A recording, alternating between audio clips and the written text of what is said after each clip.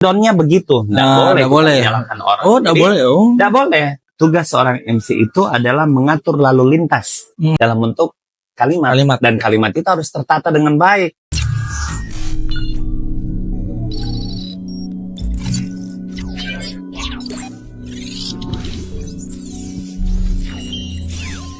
ngopi yuk. Yuk. Selamat datang di podcast Ngopi Dalam Lorong bersama Kopi Umi. Baik, jadi di episode kita yang pertama ini kita kehadiran seorang narasumber. Beliau ini adalah seorang dosen di Universitas Hasanuddin, juga seorang public speaker profesional yang sudah puluhan tahun menjadi MC, kemudian juga beliau juga adalah seorang penyiar TVRI, dan beliau pasti sudah akrab lah di pemirsa semua. Beliau adalah Dr. Ediman Weverial. Selamat datang, Dok. Terima kasih. Ikram edifikasinya tadi 1 kilometer ya panjangnya. Itu kan fakta yang harus pemirsa tahu bahwa narasumber kita pada hari ini tuh bukan narasumber biasa seperti itu. Mas Ikram, ada tuh istilah barunya edifikasi. Apa itu? Golaisme. Wah. Ya, karena digulai ya. Digulai, iya betul. Waduh. Jadi begini, saya mungkin sering lihat konten-konten Dr. Ediman. Jadi kita kan akrab kalau di konten-konten kan kita sering juga membahas soal public speaking ya. Public speaking di konten-konten yang kaget-kaget seperti itu. Nah, saya boleh panggil siapa yang Dr. Edi saja atau siapa? Kak Edi aja. Oh, Kak Edi, oke, baik. Jadi Kak Edi, kalau mungkin pemirsa semua belum tahu ini soal kita ini sebenarnya di dunia public speaking ini sudah dari tahun berapa kalau boleh tahu ini? Kalau berbicara tentang public speaking itu sejak SD saya suka jadi MC ya, selalu dari SD. Jadi MC dadakan. MC dadakan ya, dari SD. Bicara tentang public speaking, MC itu salah satu dari kegiatan public speaking juga. Betul. Tetapi kalau yang profesional dan sudah profesional, artinya saya sudah dibayar sudah menghasilkan pembeli beras ya. Iya, betul. Nah, itu di era tahun 2000-an. 2000-an berarti sudah 25 tahun ya, lebih. Tahunan, iya. Nah, kemudian kalau lebih profesional lagi, karena saya belajar public speaking itu tidak hanya otodidak, tetapi memang melalui jenjang pendidikan. Jadi ada certified public speaker, certified public speaker profesional. Jadi ada sekolahnya juga? Ada sekolahnya juga ya. Jadi tidak hanya kita mau SD, SMP, SMA saja, tapi untuk bicara pun juga ada sekolahnya sendiri ya? Apalagi Mas Ikram, di dunia, ketika saya terjun di dunia pertelevisian, kami melalui banyak ditempa ya. Iya, betul. Pendidikan. Jadi baik penyiar-penyiar senior dari TVRI nasional yang kemari maupun kita yang ke sana. Jadi memang ada pendidikan ya. Pendidikannya, wah. Ya. Kalau di dunia penyiaran televisi kita sudah dari kapan, Kak Edi? Sama, 2000-an juga. 2000-an juga, wah. Ngeri. Tapi kita sebelum kita yang mana duluan? MC dulu atau dosen dulu? Yang dibayarnya? Yang MC bayar. Kalau yang dibayarnya MC dulu. MC dulu? MC kan, kalau yang jadi dosennya itu kan 94 tuh. 94. PNS-nya 97. Jadi ya kalau dapat duitnya sih mulai dari MC dulu. MC dulu ya. Bahkan di dunia pendidikan. Jadi semua pekerjaan ini kayak ini itu semua berkaitan dengan public speaking ya? Dosen, MC. Mau dosen, mau guru, kalau kemampuan berbicara itu seorang public speaker itu hampir di semua ranah kerja sih. Oh, seperti itu. Tidak hanya kalau guru harus bisa public speaking. Semua dunia kerja. Semua dunia. Ini sekarang kita sedang di konten kreator kan. Iya, betul. Nah, sekarang Mas Ikram ini kan jadi hostnya. Iya, betul. Itu kan harus juga bisa public speaking. Ya. Wah, saya sangat nervous ini karena saya bicara sama seorang public speaker profesional ini, sedangkan saya ini masih kaku lah dalam dunia public speaking. Jadi masih kaku. Aduh. Nah, mungkin banyak juga orang-orang yang di luar sana yang belum tahu apa itu public speaking. Mungkin bisa dijelaskan dulu secara singkat public speaking sebenarnya itu apa sih? Jadi public speaking itu kan kalau dari kata dasarnya ya public umum, speaking berbicara. Jadi berbicara depan umum. Maksudnya di sini adalah seni berbicara. Kan orang ngapain ya kita belajar berbicara sejak masih kecil kan kita udah pandai ngomong. Betul, betul. Nah, ini yang dibahas bukan masalah bicaranya, tapi seni dalam berbicara. Semua orang bisa nyanyi, tapi kan beda tuh seni tarik vokalnya tiap orang. Betul, Jadi betul. public speaking itu seni berbicara di depan orang banyak. Seperti sekarang ini kalau kita berdua, kita tidak dalam keadaan public speaking, kita hanya berdua betul. person to person. Kalau kita dengan pemirsa atau penonton di rumah yang menonton konten kita, podcast kita ini, itu disebut dengan public speaking karena yang menonton kan banyak orang. Banyak sekali ya, betul sekali. Waduh. Tapi public speaking ini berarti sangat banyak manfaat lah dalam hidup kita ya, Dok Kaidi gitu. Nah, kira-kira ada tidak kunci suksesnya orang untuk bisa public speaking? Karena kan kita kan tadi bilang bahwa semua orang itu harus bisa public speaking lah, karena semua anak kerja itu pasti butuh public speaking. Nah, pasti orang-orang pasti akan bertanya, apa sih kuncinya kalau kita mau jago public speaking seperti kita, Kaidi? Jago public speaking yang paling sederhana ya tentu melalui pendidikan tadi ya. Belajar sepanjang hayat.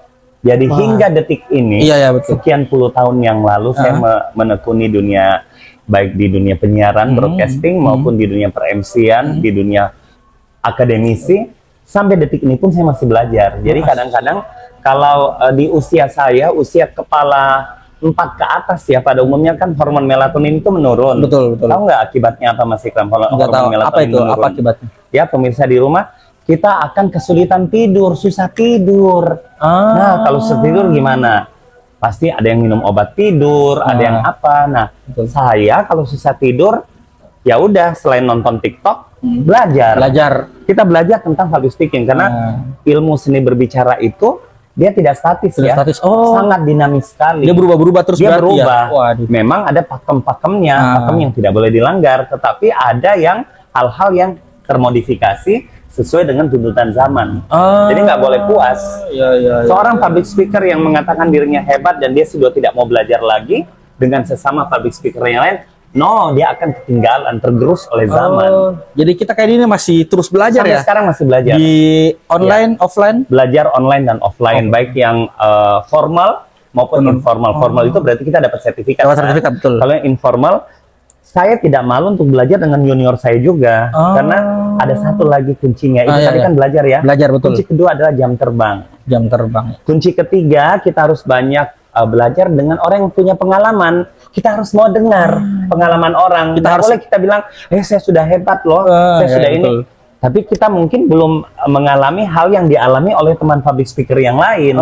Jadi kita bisa saling share. Saling sharing ya. Iya. Dan jangan pernah bosan untuk belajar. Tuh, dengar, jangan bosan belajar. Kalian-kalian ini yang belum jago harus terus belajar seperti itu. Waduh, sudah puluhan tahun public speaking, sudah punya banyak, sudah tinggi jam terbangnya, sudah punya banyak penghasilan. Wah, dari public speaking ya. Kemudian sebelum jadi dosen dan MC, kita kalau saya dengar-dengar kemarin kayak itu, kalau tidak salah pernah juga jadi trainer ya, di bimbingan-bimbingan belajar ya juga ya. Kalau di dunia bimbingan belajar, saya mulai aktif itu tahun 90. Saya tamat SMA 89 ya. Berarti saya baru semester 2. Semester 2. Itu. Ngajarnya apa? Dari rumah ke rumah. Private les. Tapi tahu nggak gaji saya masih kena berapa? Berapa? 3.000 rupiah per bulan. Jadi saya dibayarnya kurang lebih 750 rupiah. Ya, tapi angka tahun 90 loh. Angka tahun 90 ya. Tinggal dikonversi lagi kan di tahun 2025. Dan tidak hanya satu rumah. Saya bisa mengawal sekitar 4 sampai 6 rumah. Lumayan, saya bisa untuk uang jajan ya waktu itu. Betul. Alhamdulillah saya sejak sekolah dulu mulai dari S1 sampai S3 saya nggak pernah bayar SPP sih, jadi saya nggak tahu bagaimana caranya membayar SPP. Saya nggak pernah bayar SPP karena semua dibiayai oleh negara. Waduh. Jadi yang saya mau bilang di teman-teman semua di rumah, uang hasil les privat dikemanain dong? Sebagian ditabung, sebagian pakai jajan. Saya jajan yang saya senangi apa ya? Biasa saya pernah suka buku kan? Ya betul. Hobi saya kan buku. Pasti harus ke toko buku, beli buku. Suka ngemil juga, suka jajan. Jadi itu tidak teragenda dananya untuk bayar uang sekolah. Kan sudah beasiswa. Sudah beasiswa. Jadi akhirnya saya jadi semangat jadi guru les privat. Dan itu kunci untuk menjadi guru les privat itu salah satunya public speaking kan berarti? Nah, justru awal karir ke public speaker itu dari guru les privat. Kan kalau kita ngajar les privat beda loh kalau ngajar di kelas. Betul, kan betul. ngajarnya 1 orang. Betul. Paling 1-3 orang. Betul. Ya kan jadi lebih nyantai kan, beda dengan, tapi belajar bicaranya dari situ dulu. Dari situ dulu. Kalau kita belajar public speaking, jangan langsung bunuh diri di depan orang banyak. Kita sendiri dulu, berdua, bertiga. Alhamdulillahnya lagi, Kak Ikram, itu kesenangannya kita sebagai guru les privat. Sekarang tahun 2025 ya. Betul. Sekarang anak-anak murid les privat saya udah ada jadi kepala dinas. Udah ada jadi bupati. Dan senang di mana-mana ketemu. Kalau ketemu lagi, ini Kak Edi kan tahun itu, kok nggak berubah-berubah sih? Iya, sarapan saya kan secangkir. Ini kopi ya? Kopi, betul. Kopi dari kopi Umi ya. Saya bukan di secangkir kopi Umi, saya sarapannya secangkir formalin. Waduh. Biar tetap awet ya. Waduh. Mungkin saja dari penonton ini ada sebagian yang mantan mungkin Murita, ada yang pernah jadi Murita mungkin di kampus atau di les privat. Les privat juga mungkin ya, mungkin sudah jadi kepala dinas mungkin. Nah, kalau di dunia bimbel mulai tahun 90, kalau pertama kali ya di bimbingan belajar JIL, bimbingan belajar kami berkualitas di Makassar, itu mulai tahun 92-an, 97 gitu. Sampai kalau diistilahkan gantung spidol, artinya saya nggak ngajar lagi. Depan kelas itu mulai 2005. Ya, saya tidak pernah lagi terjun di kelas. Jadi biasanya saya diundang oleh beberapa bimbingan belajar di Kota Makassar untuk membina tentornya. Bagaimana mereka mengajar dengan baik, berkomunikasi dengan baik. Jadi sebelumnya mengajar siswa, sekarang lebih aktifnya mengajar gurunya. Bimbel, tentor. Bagaimana mereka bisa sukses untuk mengajar muridnya. Jadi saya tidak mengajari konten materinya, tapi mengajarkan bagaimana mereka sukses mengajarkan atau mentransfer ilmu itu ke muridnya. Betul. Karena kan ada orang yang pintar secara keilmuan tapi tidak bisa mengkomunikasikannya. Nah, itu terkait lagi ke public speaking. Betul. Ya kayak ini karena sudah mau jam buka puasa, mungkin nanti kita bisa pesan dulu mungkin menu. Ada menunya kita. Wow, ini banyak sekali ya di Kopi Umi, macam-macam ya. Ini di sini yang paling recommended yang mana? Kita ada di kopi, kalau kopi-kopi ada juga, kalau kita mungkin kayak dia ada juga di teh-tehan mungkin. Teh-tehan ya. Boleh deh black tea yang panas ya. Black tea. Air putih hangat juga boleh. Ya. Cemilannya ini ada semua yang tertulis di sini. Semua. Pisang goreng original. Ya. Keren ya.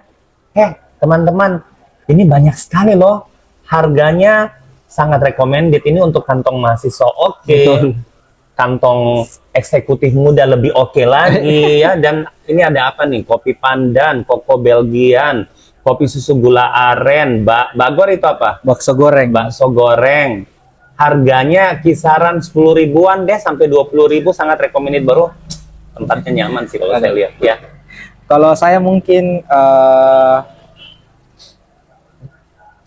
saya kopi pandan deh satu, sama es kopi pandan sama bakwan satu. Oke. Saya mulai ditanya kan, Thai tea panas satu. Bukan Thai tea, black tea. Black tea panas.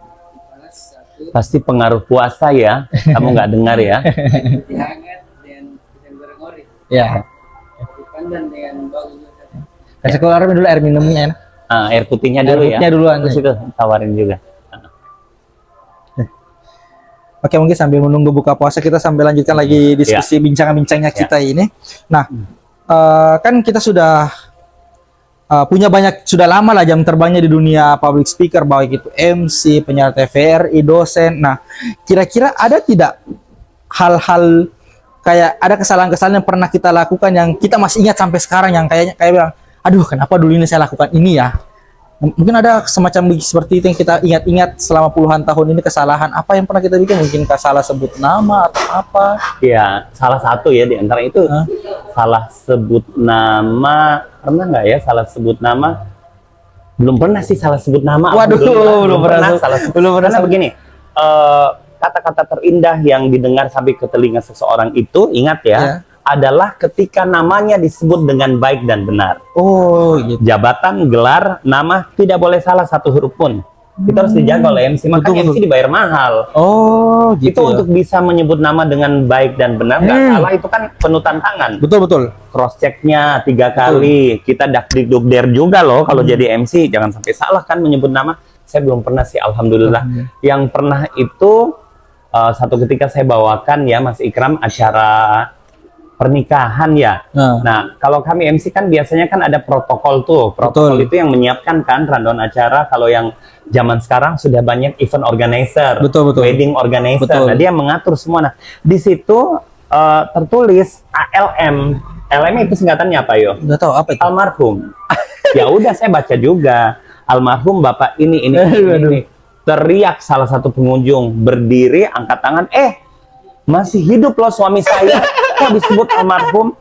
Sampai sekarang saya masih ingat dan ya kebayang kan orang disebut almarhum. Betul. Nah, dan sebagai seorang public speaker dan seorang MC profesional, kita tidak boleh bilang, bukan saya salah ya, maaf ya, di catatan rundownnya begitu. Nggak boleh menyalahkan orang. Nggak boleh. Karena show up-nya, show window-nya adalah penyiar, presenter, public speaker. Kru-kru di belakang layar itu bukan show window kan. Jadi kita harus membela kru kita dan kita membela diri kita sendiri dengan cara yang santun. Gimana tuh cara membela? Gimana tuh? Jadi biar pemirsa tahu. Baik hadir, jangan minta maaf. Karena di dunia public speaker kita tidak pernah dianjurkan minta maaf, apalagi di dunia presenter. Haram hukumnya. Jadi ya, baik Bapak Ibu hadirin sekalian, maksud saya Bapak X. Jadi hilangkan almarhumnya. Otomatis kita sudah meralat. Dia nggak usah, aduh maaf ya, saya salah hadirin, ini loh catatan yang saya dikasih pakai almarhum. Jangan. Berarti boleh nyalahin orang kan? Nggak boleh. Berarti nggak boleh ya? Waduh. Tuh teman-teman, kalau MC mungkin teman-teman yang baru mau terjun di dunia MC, tolong perhatikan baik-baik nama dari pemilik acara lah, seperti itu. Harus di cross check ya. Gitu. Nah, kemudian biasanya ini mungkin banyak orang yang mau tahu rahasia-rahasia atau mungkin sebelum kita mungkin kayak siaran atau sebelum kita MC, adakah protap-protap tertentu yang kita lakukan, entahkah mungkin minum teh mungkin atau ngemil dulu kah mungkin atau mungkin baca-baca mungkin astagfirullah mungkin atau bagaimana, mungkin ada ya sebelum ritual-ritualnya lah. Baik Mas Ikram, yang pertama adalah biasanya kan kita kalau MC itu kita diberitahunya, kadang-kadang sih saya diberitahunya beberapa bulan sebelumnya ya. Berarti saya sudah cross check baik-baik persiapannya. Kalau menyiar biasanya diberitahunya seminggu sebelumnya atau 2 minggu sebelumnya, jadwalnya lebih singkat lagi ya. Tentu yang pertama saya harus siapkan adalah pastikan susunan acaranya apa. Kedua, indoor atau outdoor. Karena tentu indoor outdoornya ini berkaitan dengan pemilihan busana. Kan nggak lucu acaranya outdoor saya pakai jaket tebal-tebal. Ya betul. Jadi atau saya pakai jas. Betul. Saya harus pastikan itu. Kemudian audiensnya siapa? Karena bagaimana pemilihan atau diksi kata untuk berbicara depan umum itu tergantung audiensnya siapa dong. Audiensnya ini kira siapa? Anak-anak, remaja, dewasa. Ya kan? Generasinya apa? Kalau anak zaman sekarang generasi Z, milenial, baby boomers dan seterusnya, itu harus kita tahu. Nah, kemudian ya biasanya saya memang di 1 minggu terakhir menjelang acara itu ya saya batasi sih untuk konsumsi hal-hal yang merangsang tenggorokan ya. Jadi yang pedas-pedas, yang berminyak-minyak itu kalau bisa sih dihentikan seminggu terakhir itu ya.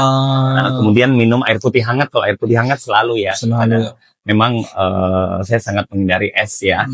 Nah, kemudian ya berzikir iyalah.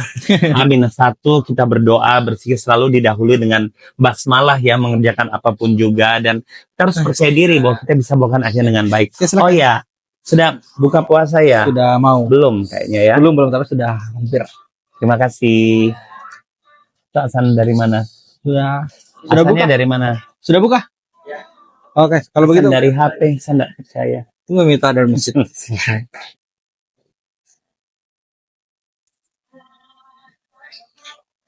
Sudah azan. Oke, kita buka puasa dulu. Kita buka puasa dulu ya, teman-teman.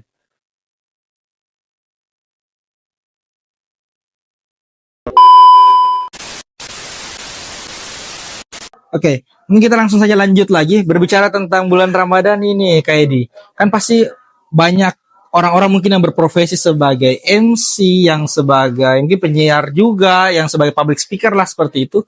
Itu kan mereka harus tetap ngomong ketika atau tetap harus bekerja ngomong dengan ngomong ketika bulan Ramadan ini, sedangkan kita kan lagi berpuasa, tenggorokan kering, lapar, itu kira-kira kita ada teknik atau cara khususnya untuk mensiasati itu atau bagaimana? Ya. Nah, selama bulan suci Ramadan itu sebaiknya asupan makanan ya, asupan gizi dan cairannya cukup. Jadi minum airnya jangan kurang dari 2 liter. Kalau umur kayak saya malah 4 liter. 4 liter. Oh, nah, 2 liter minimal 2 liter itu 2 liter tentu tidak pada saat beduk maghrib 2 liter glek-glek iya. Dibagi kan, dibagi.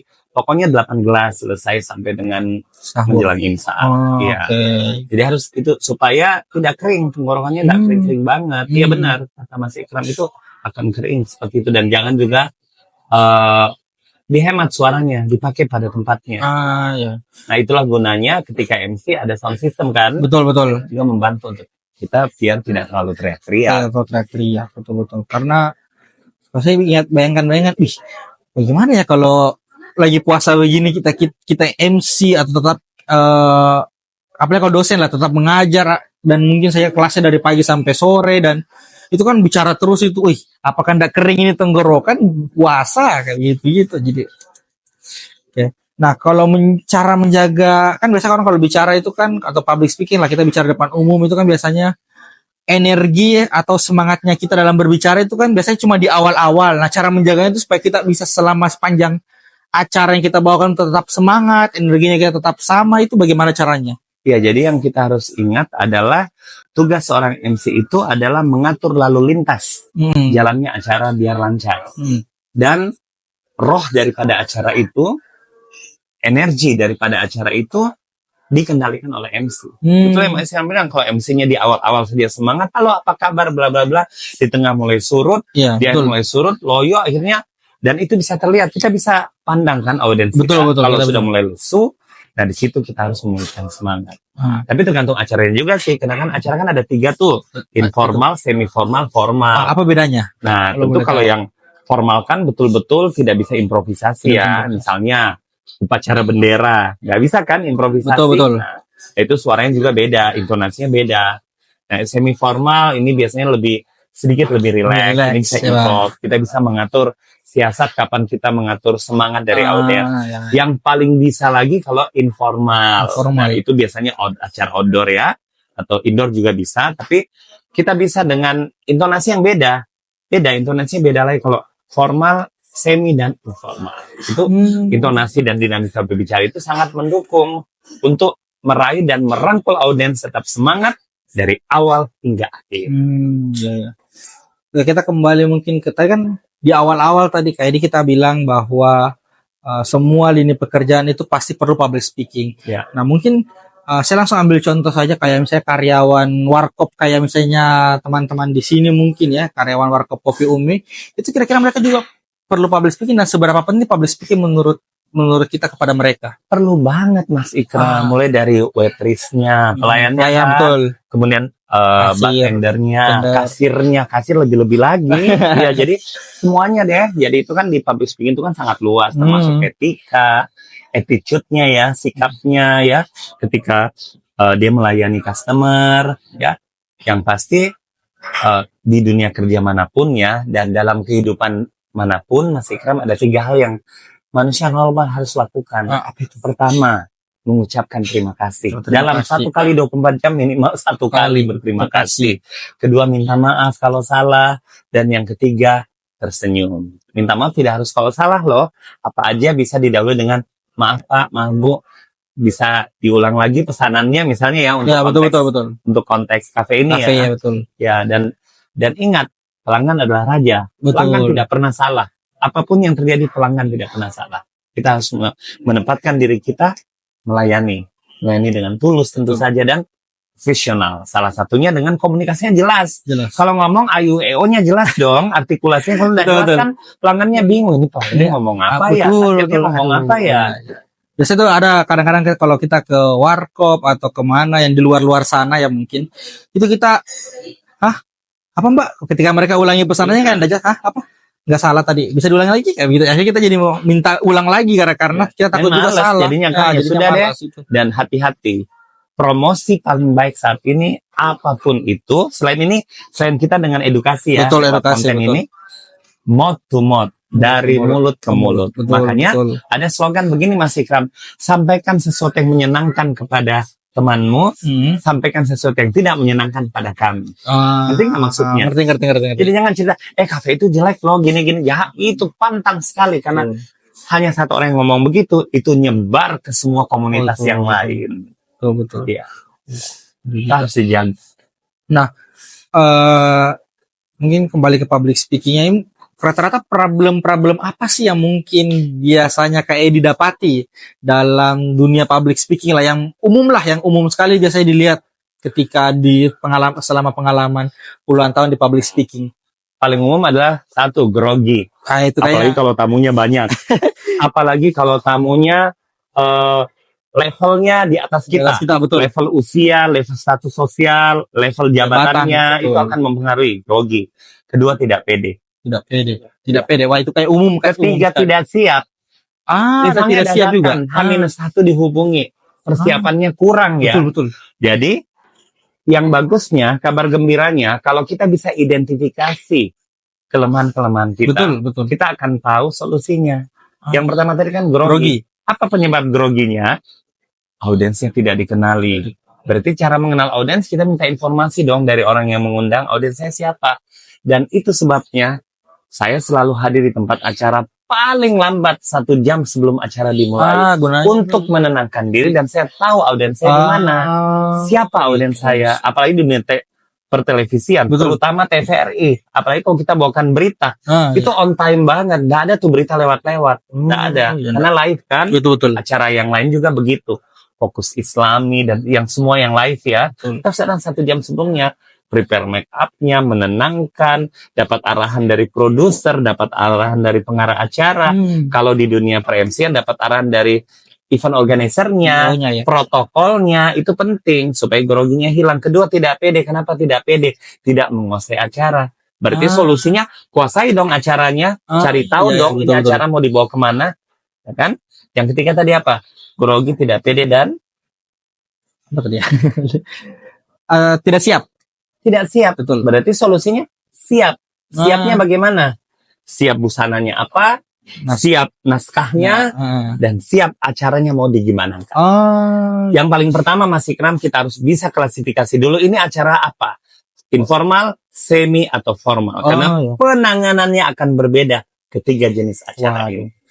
Kayaknya kalau mau bahas 3 itu kayaknya bakal panjang ya, kalau kita mau bahas bisa sampai pagi kayaknya. Betul. Nah, ini ada sebenarnya sebuah fenomena yang sekarang sedang saya sering lihat ya, kayak terutama di kalangan Gen Z dan Gen Alpha, itu mereka silakan. Okay. Wow, terima kasih. Ini pisang gorengnya ya? Iya. Pisang goreng ori. Itu apa tuh? Ini bakwan. Bakwan. Oke. Makasih ya Mas. Boleh sambil Oke, iya. Gimana tadi saya cobain dulu ya, sambil ya. Apa tuh Mas pertanyaannya? Ketika biasanya di kalangan Gen Z dan Gen Alpha yang masih baru-baru ini, mereka itu bahkan lebih sering atau lebih suka mengetik dibandingkan berbicara. Jadi kayak misalnya ketika mereka misalnya ketemu, saling ngumpul begitu, mereka itu jauh lebih suka ngobrol di grup chat. Padahal mereka lagi ngumpul dibandingkan mereka saling ngobrol gitu. Itu kalau seperti dari sudut pandang seorang kayak dia yang seorang public speaker profesional itu gimana sih? Pertama ya Mas Ikram ya, dipastikan dia tidak cocok profesi MC. Tidak bisa jadi penyiar. Karena penyiar itu harus ngomong kan? Harus ngomong, betul. Satu. Tapi kita nggak boleh paksain, tiap orang kan passionnya beda. Betul, beda. Yang kedua, ingat ketika chatting itu juga ada etikanya. Ada etikanya juga. Ada etika dan biasanya tidak boleh sembarangan. Kepada siapa kita chatting? Mengucapkan salam lebih dulu, ya. Sesudah itu didahului kata maaf. Dan ditutup dengan waalaikumsalam. Itu apalagi kalau kita ngechat orang yang baru pertama kali ya. Nomor kita tidak tersave kan. Betul. Perkenalkan diri. Jangan nunggu ditanya siapa ini. Siapa ini juga nggak sopan kan. Betul. Jadi beritahu, Assalamualaikum, saya Ikram dari EWF Agensi, ingin bertanya hal ini. Jangan ujuk-ujuk, saya mau tanya ini. Padahal nomornya nggak tersave kan, itu etika-etika semua, itu ada kajiannya lagi. Bisa sampai 30 Ramadan selesai. Ya, karena, jadi nggak sembarang ngechat juga itu terkait public speaking juga. Ngechat itu adalah public speaking yang non-lisan. Jadi itu adalah dalam bentuk kalimat. Dan kalimat itu harus tertata dengan baik. Nggak boleh kita sembarangan. Jadi tetap kalau misalnya kita nggak suka, misalnya kita ini orangnya introvert, nggak suka ngomong, tapi silakan di dunia chatting. Kita di dunia chatting gitu. Berarti nggak MC ya, nggak profesi MC dan penyiar ya, tapi dalam komunikasi di dunia kerja yang lainnya. Artinya mereka tetap harus menguasai lah ilmu-ilmu public speaking, harus belajar dasar-dasarnya. Verbal dan non-verbal tetap harus memperhatikan etika. Gitu ya. Terus sekarang boleh dicoba minumnya dulu. Waduh, banyak sekali nih ilmu daging yang kita dapat pada hari ini. Masih banyak yang mau dibahas, masih banyak sekali hal yang mau kita diskusikan lebih jauh lagi, tapi kayaknya waktu juga sudah lumayan lama ya, kita panjang dari awal sampai sekarang tadi sudah banyak sekali ilmu daging yang kita dapatkan dari sosok seorang Dr. Ediman Weverial. Gitu.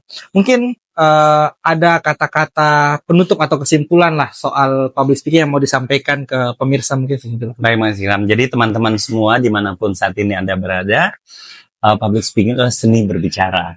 Jangan malu untuk belajar, usia tidak menghalangi untuk belajar, karena jam terbang sangat menentukan. Dimanapun kita berada, belajar dan belajarlah terus. Oke. Jadi seperti itu ya teman-teman. Jadi sampai sini saja dulu untuk podcast ngopi dalam lorongnya kita. Jadi saksikan nanti, kita tunggu episode selanjutnya. Jangan lupa tinggalkan like, komennya juga. Jangan lupa share juga kalau memang ini bermanfaat. Sampai jumpa di episode selanjutnya. I got so much motherfucking